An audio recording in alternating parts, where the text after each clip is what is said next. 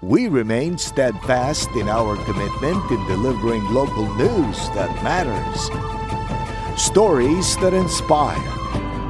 Enriching the lives of Filipinos in the Philippines and across the globe. This is your GMA Regional TV. Buong puso para sa Pilipino. Narito na ang pinakamalalaking balita ngayong Biyernes. Tubong Balayan, Batangas na 12 anyos na batang lalaki na nagpositibo sa Mpox, nakaka-recover na ayon sa LGU. Bakuna kontra ASF sinimula na ng Department of Agriculture sa Lobo, Batangas ngayong araw. Babaeng nagpapagaling sa paggamutan, patay sa pamamaril. Industriya ng pag-aasin sa Batangas, pinalalakas ng BIFAR. Pagbibigay suporta sa mga salt producer, tuloy-tuloy. Pagdiriwang ng National Lung Month, idinaan sa isang fun run sa San Jose, Batangas. At bentahan ng mga parol, nagsimula na sa Lipa City 2 araw bago ang simula ng Burr Month.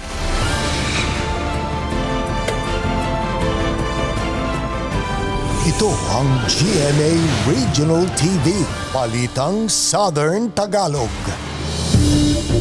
Magandang hapon mga kapuso, narito na ang Balitang Southern Tagalog. Hatid namin ang mga pinakamalaki at pinakahuling balita sa Timog Katagalugan.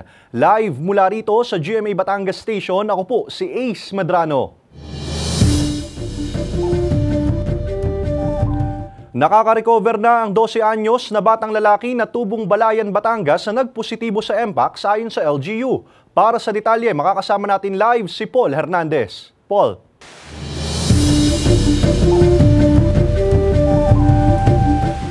Ace, ayon nga mismo sa mga otoridad, pwede raw tamaan ng Mpox sa mga bata, matatanda, mga buntis, gayon din ang mga immunocompromised. Face mask ang pamproteksyon sa sarili ni Rosita tuwing nakikihalubilo sa maraming tao. Prevention. Dahil po sa panahon ngayon, mahirap magkasakit. Lalo kung may pamilya kang iniingatan sa bahay. Takot daw siyang magkasakit lalo't may binabantayan ngayong Mpox. 14 na ang kaso sa bansa simula July 2022. Pinakahuling dagdag sa bilang ang 12 anyos na binatilyo sa Calabarzon na wala namang travel history. Taga Balayan, Batangas ang pasyente at nakaka-recover na rin, sabi ng LGU. Ito pong ating pasyente ay kasalukuyan ng gumagaling at ako po ay umaasa at gayon din po ayon po sa ating Rural Health Unit ay mabilis po ang recovery ng bata. Paniwala ng infectious disease expert Dr. Ron Ginsolante, household transmission ang nangyari. Meron sigurong kasama sa bahay na merong nag-positive, hindi niya alam na Mpox siya. Nawa ng bata. No? Unlikely din naman to kung nakipag-sexual contact. Ayon sa DOH, mahigpit na monitoring ang ginagawa sa pasyente. Ating binabantayan yung pamilya upang matiyak natin na doon lang yung ating kaso at huwag na madagdagan. Pwedeng tamaan ng Mpox kahit sino, bata, matatanda, buntis at mga immunocompromised. Dapat mas mag-ingat itong mga population na to dahil hindi mo pang clade 2B lang yan, mild, very mild type of Mpox, baka pwede silang mag-severe. Wala pa raw bakuna pangontra sa Mpox sa Asia. Prioridad daw ang nasa African continent kung saan maraming Mpox cases. Hindi priority ang mga isa-isa, 2, 3 ng bakuna dahil hindi naman siya ganun kataas ang hawa nito kumpara ng COVID. No? Striktong monitoring daw ang dapat gawin kung may na-detect ng impeksyon sa isang tao. Ace, tiniyak naman ng DOH Calabarzon na may close coordination sila sa Balayan LGU para mamonitor yung lagay ng batang pasyente. At yan ang pinakahuling balita mula rito sa Batangas. Ace, hanggang sa muli. Maraming salamat, Paul Hernandez. Mga kapuso, taas presyo sa gasolina at kerosene ang sasalubong sa unang linggo ng Setyembre matapos ang pagbaba sa presyo nito ng halos 2 piso kada litro nitong linggo. Base sa anunsyo ng Oil Industry Management Bureau ng DOE, tinatayang nasa 20 hanggang 45 centavos ang taas sa kada litro ng gasolina. Maaari namang walang paggalaw o kung meron man ay may 20 centavos sa taas presyo sa kada litro ng diesel. 45 hanggang 55 centavos naman sa kada litro ng kerosene. Ayon sa DOE, pangunahing nakaapekto sa presyo ng langis ang tumitinding geopolitical tension at ang biglang paghinto sa pag-export ng langis ng Libya. Sinimulan na ng Department of Agriculture ang bakuna kontra ASF sa Lobo, Batangas ngayong araw. Para sa detalye, nakatutok live si Denise Abante. Denise.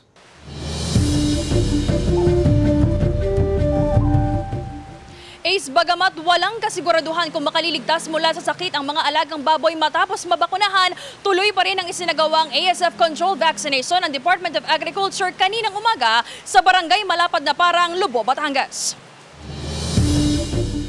Sinimula na ngayong araw, August 30, ang pagbabakuna kontra ASF sa bayan ng Lubo, Batangas na itinuturing na red zone. Kauna-unahang nabakunahan ang 41 biik na alaga ng 60 anyos na si Ben mula sa Barangay Malapad na Parang. Bahagi ito ng controlled vaccination program ng Department of Agriculture na layong mapalakas at mapalaki ang mga alagang biik at maiwasan ang ASF virus. Isang sugal daw ang pagpayag ni Ben na mabakunahan ang mga alagang biik. Siyempre po nakakapag-alaala.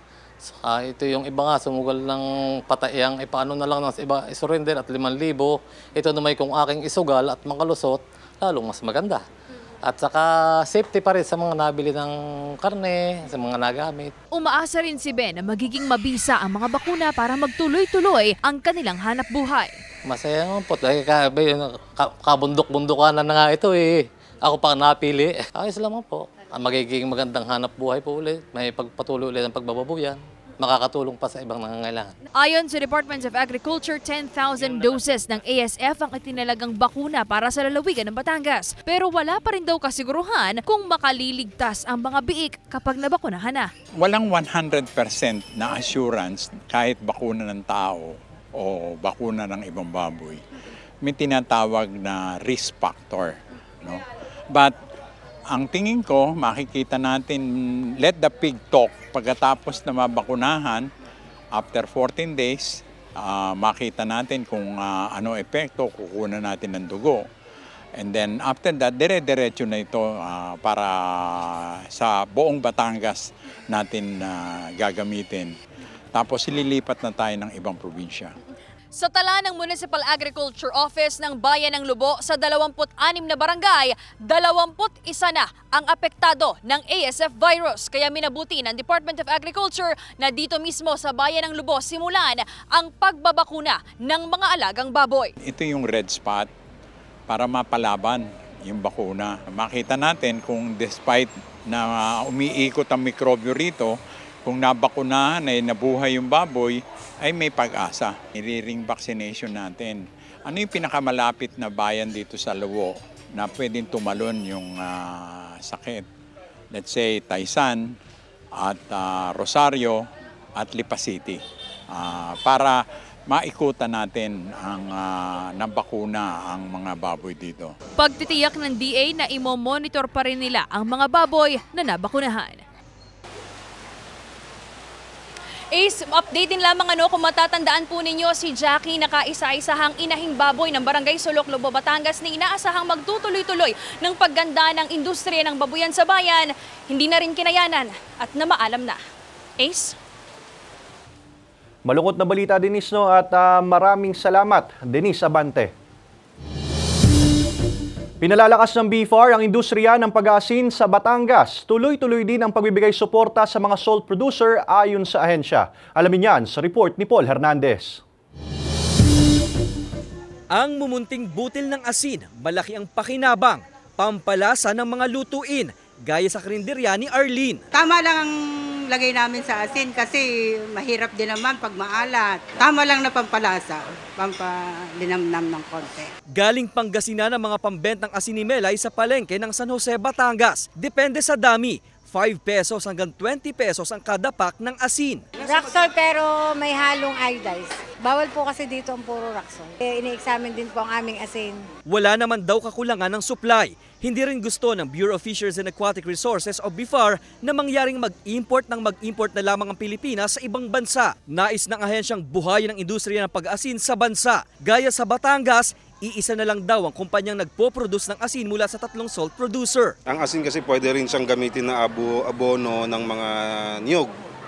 So kahit po yun ay atin ding ini-import. So maliban sa siyempre yung mga gamit sa bahay, yung sa mga industrial usage, Kaya napakalaki ng potential ng asin, no, or yung pag-aasin. May intervention na raw ang BIFAR sa ilalim ng kanilang salt development program kung saan nagbibigay sila ng financial support sa mga salt maker. Halimbawa, no, yung ating binigyan ng suporta sa Kalatagan, kung dati ay nag-average sila ng 200,000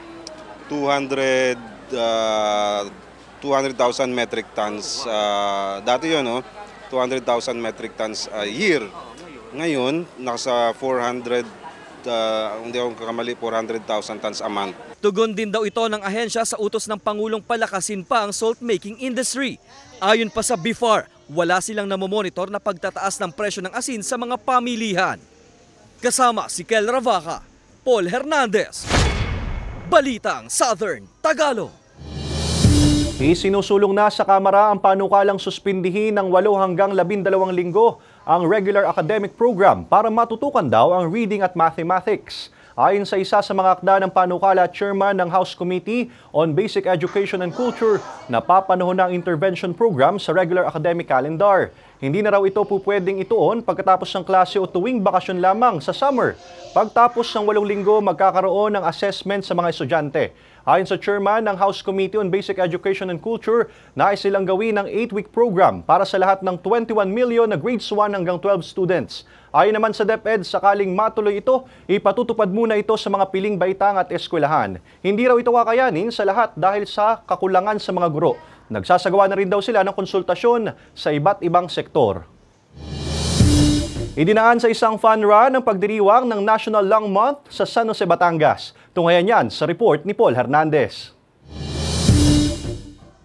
Kumasa sa 5K at 10K run ang nasa 400 individual sa fun run sa San Jose, Batangas. Worth it ang pawis at pagod ng magkaibigang Kim at Santino sa pagtakbo na bahagi ng pagdiriwang ng National TB Day at National Lung Month ng Department of Health. Worth it naman po. Napalakas ko po yung katawan ko. Tapos na-exercise din po ako. Para gusto ko lumakas sa pagtakbo. Ang fun run nilalayong pataasin ang kamalayan ng publiko tungkol sa tamang pangangalaga sa baga. Nagko-coach din po ako kasi ako sa track and field. Kaya kumbaga ako, yung passion ko, ituro ko po kung ano yung natutunan ko. Ayon sa DOH, mahalaga ang physical activities gaya ng pagtakbo sa pagpapalakas ng respiratory system ng isang tao at para makaiwas sa lung diseases. Lalo't base sa Global Report of 2022, kabilang ang Pilipinas sa may matataas na kaso pa rin ng tuberculosis. Dapat matuldukan na natin ang problema sa TB at ito ay magaganap, mangyayari lamang sa sama-sama nating pagkilos. Nagagamot ang TB kaya kailangan magpakonsulta ng maaga para lubos ang paggaling at hindi na makahawa pa. Magpapatuloy lang daw ang DOH sa krusada at kampanya kontra TB. Kasama si Kel Ravaca, Paul Hernandez, Balitang Southern Tagalog. Alae! Alae! Alae! Alae! Alae! Alae! Binilad sa init. Mangingitim ka, masakit sa balat. Binilad sa init. Mahirap mabilid sa init. Mas masakit pa yung kinurit sa singit. Kasi masakit po yun eh. Yung binilad. Bakit po? Eh kasi masyadong mainit. Siyempre kinurit sa singit. Siyempre may kuko yun. ang init na pwedeng magpayong. Binilad sa init. Bakit po? Walang init kasi. Sorry.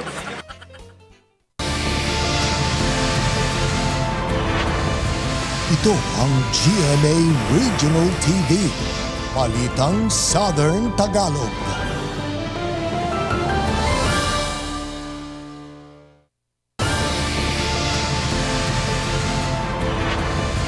Ito ang GMA Regional TV. Balitang Southern Tagalog. Patay sa pamamaril ang babaeng nagpapagaling lang sa isang pagamutan sa Dasmariñas City sa Cavite. Ang isa sa 3 sospek arestado. Tutukan sa report ni Paul Hernandez.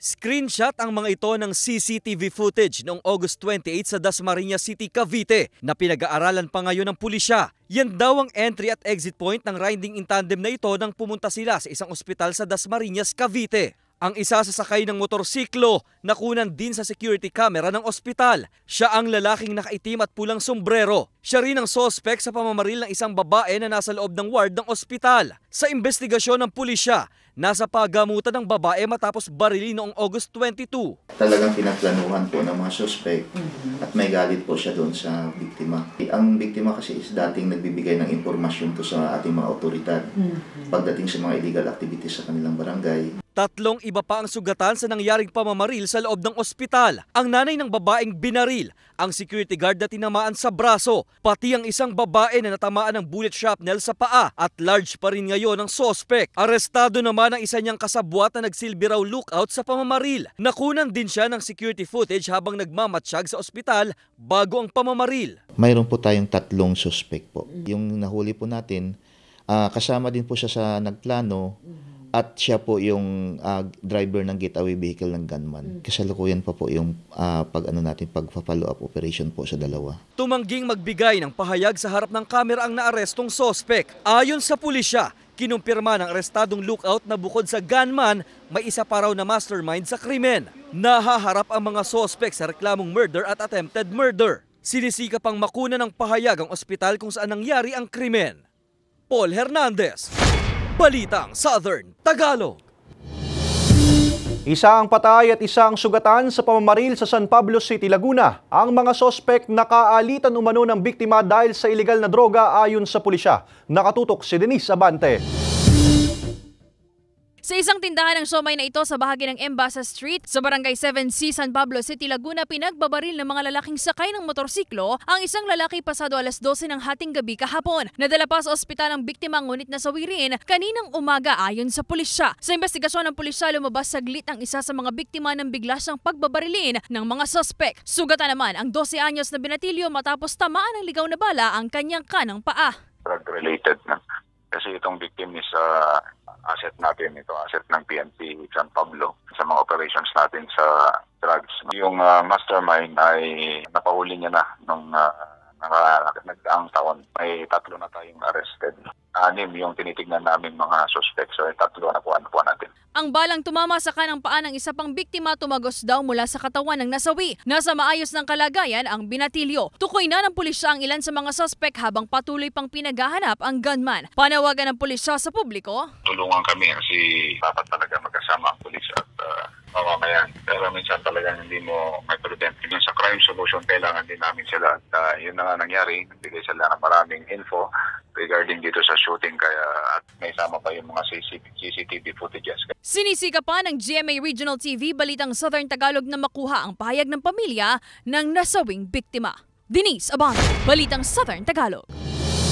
Puspusan nang isinasagawa ng Prime Water ang drilling project sa Barangay Alangilan sa Batangas City. Ang ilang apektadong residente umaasang maayos na ang kanilang supply ng tubig sa lalong madaling panahon. Ang detalye sa report ni Denise Abante.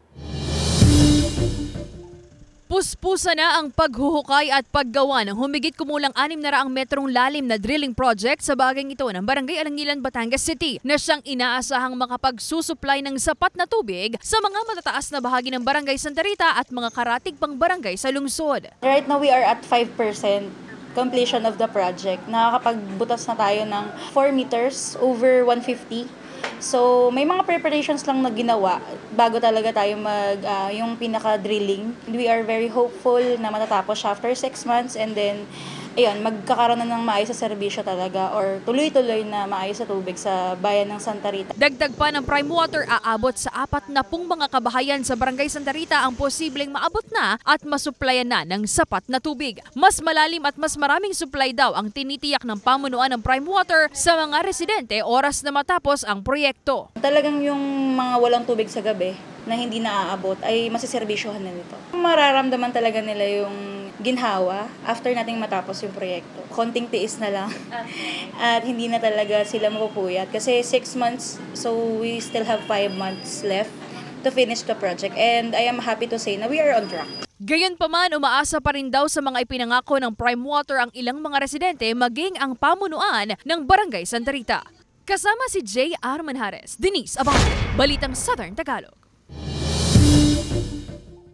Nasagip ang Philippine Cobra sa 2 barangay sa Tayabas City sa Quezon. Nakatutok si Paul Hernandez. Sa magkasunod na araw kamakailan sa Tayabas City, Quezon, sa Barangay Matiunan nahuli sa isang subdivision na isang Philippine Cobra. Mismong miyembro ng Tayabas BFP at Forest Ranger ang maingat na nag-rescue sa ahas sa isang bahay roon. Ligtas itong nahuli at saka tinurn over sa Sentro Tayabas. Sa Barangay Kamaysa naman nasagip ang isa ring Philippine Cobra sa bahay ng isang residente roon. Gamit ang snake clamp, ligtas na nakuha mula sa isang silidang ahas. Dinala rin agad sa DENR Sentro ang makamandag na cobra. Paalala ng mga kinauukulan sa publiko na ang panghuhuli, pangungolekta at pagmamayari ng anumang klaseng buhay ilang ay paglabag sa RA 9147 o ang Wildlife Conservation and Protection Act of 2001. Hinihikayat din nila ang lahat na ipaalam sa otoridad kung may nalalamang pang-aabuso at iligal na gawain sa mga hayop. Paul Hernandez, Balitang Southern Tagalog. Sa Globalita, 3 katao na ang naiulat na nasawi sa Japan sa pananalasa ng bagyong may international name na Shanshan. Marami na rin ang naiulat na nasugatan sa lugar dahil sa paggagupit ng bagyo roon. Sa Miyazaki, kaliwat kanan ang mga gusali at bahay na napinsala. Nagkalat din sa kalsada ang mga debris. Ilang lugar na ang nawalan ng supply ng kuryente. Bago pa man tumama ang bagyo sa Japan, iniutos na ang paglilikas sa milyong-milyong residente roon.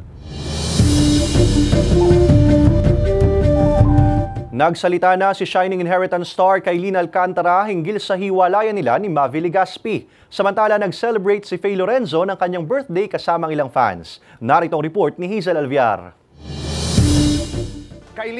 Sa panayam ni King of Talk Boy Abunda kay Shining Inheritance star Kailin Alcantara sa Fast Talk with Boy Abunda, sinabi ng aktres na marami siyang natutunan sa naging relasyon nila ni Mavi Legaspi. Dagdag pa niya na sa bawat relasyon, professionally, friendly man o romantic, ay may natututunan siya. Hindi pa rin malinaw ang naging ugat ng hiwalayan ng dalawa pero moving on na daw si Kailin. Mapapanood si Kailin bilang bida kontra bida sa Pinoy adaptation ng Korean series sa Shining Inheritance sa GMA.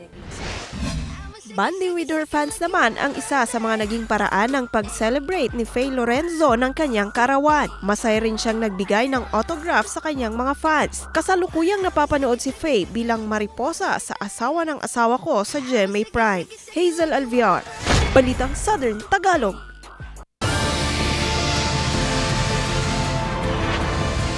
Ito ang GMA Regional TV. Balitang Southern Tagalog.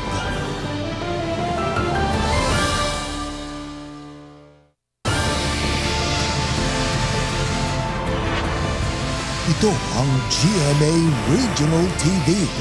Balitang Southern Tagalog.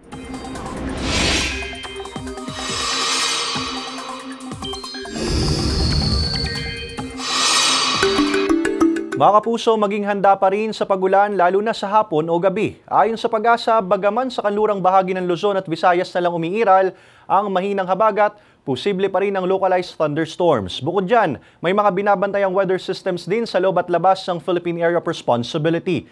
Unang kumpol ng kaulapan sa may West Philippine Sea at isang nasa silangang bahagi ng Mindanao. Posible yang maging bagyo sa susunod na 24 oras at papasok sa loob ng PAR. Malaking bahagi ng Calabarzon at Mimaropa ang uulanin ngayong araw. Matinding pag-ulan ang asahan sa Batangas ngayong hapon, kaya pinag-iingat ang lahat sa banta ng baha at pagguho ng lupa. May ulan din sa iba pang bahagi ng bansa. Umaabot na lang sa 180 hanggang 200 pesos kada kilo ang presyo ng karne ng baboy sa Lubo Public Market sa Lubo, Batangas. Alamin yan sa report ni Denise Abante. Nasa 20 kilo na lang ng liempo at pata ang natirang paninda sa pwestong ito ni Christina sa pamilihang bayan ng Lubo tanghali kanina. Di hamak daw na mas mabilis ang bentahan ngayon ng karneng baboy kahit medyo mataas na ang presyo nito. Okay lang din naman po. Dahil meron din naman pong nagbebenta ng baboy na dahil hindi nga po mailuwas, edi binababaan na lang po nila yung presyo para lang makasalba yung puhunan nila. Para makabawi din po yung kapital nila. Dito sa mismong pamilihang bayan ng Lubo, naglalaro na sa 180 to 200 pesos ang kada kilo ng karneng baboy. Malaking tulong daw para sa ilang mga tindero na tumataas na ang presyo ng kanilang paninda. Ang reason po ay yung demand po ng tao sa karne. Kaya naman tumataas, kukundi na po yung supply. Base po dun sa sinabi ng ilang magtitinda, Mga 2 weeks na lang po baka wala na silang makuhanan. Matatanda ang bumagsak sa 100 hanggang 150 pesos ang kada kilo ng karneng baboy sa pamilihan sa bayan noong unang linggo ng buwan. Isang malaking bagay naman daw na sinimulan na ng Department of Agriculture ang pagbabakuna sa mga alagang baboy. Malaki ang pasasalamat ng Pangulo ng Barangay Malapad na Parang ng kanyang barangay ang napili para bakunahan ang alagang baboy ng isang hog raiser sa bayan. Siguro po pag nabakunahan, baka naman po maisalba pa yung mga natitirang mga buhay na baboy. Kasi ang dami na pong namatay. Kailangan ho mabakunahan siguro at nang maisalba, ang tamang pag-iingat dyan, yung kanilang mga tagapag-alaga ay huwag muna nilang palalabasin at yun naman ho kanilang mga poultry, huwag muna papapasukan ng ibang tao. Ayon naman sa presidente ng Pork Producers Federation of the Philippines, may inilatag ng bagong protocol sa lugar hinggil sa depopulation ng mga ASF positive na baboy. Sa pamamagitan daw nito ay makatitiyak na hindi magkukulang ang supply ng karneng baboy at magtutuloy-tuloy ang sigla ng industriya ng babuyan. Pag tinatamaan ng ASF or kung magkakaroon ng outbreak, dati pagka 500 meter radius, lahat ng baboy dyan ay i-condemn. Meron yan man ay positive or negative. Yun ang dating protocol. Ngayon may pinirma na Secretary Kiko Laurel na binabago yung protocol. Within 500 meter radius, itetest yung baboy at kung ikaw ay positive, i-condemn. Pero kung ang baboy ay negative sa ASF, ikaw ay hahayaan, kung ikaw ay magbababoy, hahayaan mong ibenta ito o hahayaan mong ipagpatuloy na alagaan at babakunahan. Pero wala pang tiyak na petsa kung kailan ipatutupad ang sinasabing protocol. Kasama si Buhay Adante Jr., Denise Abante, Balitang Southern Tagalog. Nagsimula na ang bentahan ng mga parol sa Lipa City 2 araw bagong simula ng Burr Months. Silipin yan sa report ni Paul Hernandez. Kumukuti-kutitap na sa bahaging ito ng JP Laurel Highway sa Lipa City, Batangas dahil sa mga nakasabit na makukulay na parol. Yan ay kahit 2 araw pa bago ang simula ng Burr Months. Para nakita yung bumibili, sir, para yung magkakambas, ganun, dadaanan. Ang mga pyesa all the way from the heart of the lantern capital of the Philippines, Pampanga, pagkapintura, saka naman ito ia-assemble. Excited po para sa mga pailaw para sa Pasko. May mga nagpapareserve at bumibili na rin daw ngayon pa lamang. Maraming pagpipilian mula 3D parol, Capiz lantern at Capiz balls. 700 pesos hanggang 7,000 pesos ang presyo depende sa laki at disenyo. Kasi August na ngayon, bukas niya na, September na. Pasko na, sir. Nakikitang lalakas ang demandang bentahan ng parol pagpatak ng buwan ng Oktubre. Kasama si Kel Ravaca, Paul Hernandez, Balitang Southern Tagalog. Mga kapuso, it's gonna be one big Kapuso Fiesta sa Calacaas City. Kaya tara na at makiparty sa Calacaas Cityhood Anniversary with TikTok Clock host Herlin Budol at Jason Gainza. Shining Inheritance stars Paul Salas, Michael Sager at Roxy Smith. Prinsesa ng City Jail cast Will Ashley at Radson Flores. Sparkle stars Ara San Agustin at Marian Osabel. Hosted by May Bautista. Sa September 3 na yan, araw ng Martes, alas 6 ng gabi sa Calacaas City Gymnasium. Pero bago yan, abangan si All Out Sundays Kapuso singer John Rex, alas 7 ng umaga sa Calacaas City Gymnasium sa Calacaas City, Batangas.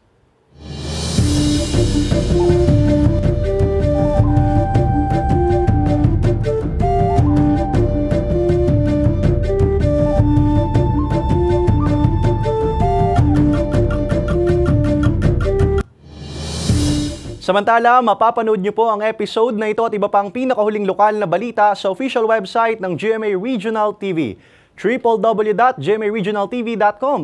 Pwede rin kayo bumisita sa aming official YouTube channel, GMA Regional TV, at i-click ang subscribe button para sa pinakamainit na balita mula sa rehiyon. Dahil sa GMA Regional TV, local news matters. At yan ang mga pinakamalaki at pinakahuling balita sa Timog Katagalugan. Maraming salamat sa pagsama sa amin pati na mga kapuso sa ibang bansa na tumutok sa mga balita sa rehiyon. Ako po si Ace Medrano. Kami, ang GMA Regional TV Balitang Southern Tagalog, buong puwersa para sa mas malaking misyon at mas malawak na paglilingkod sa bayan.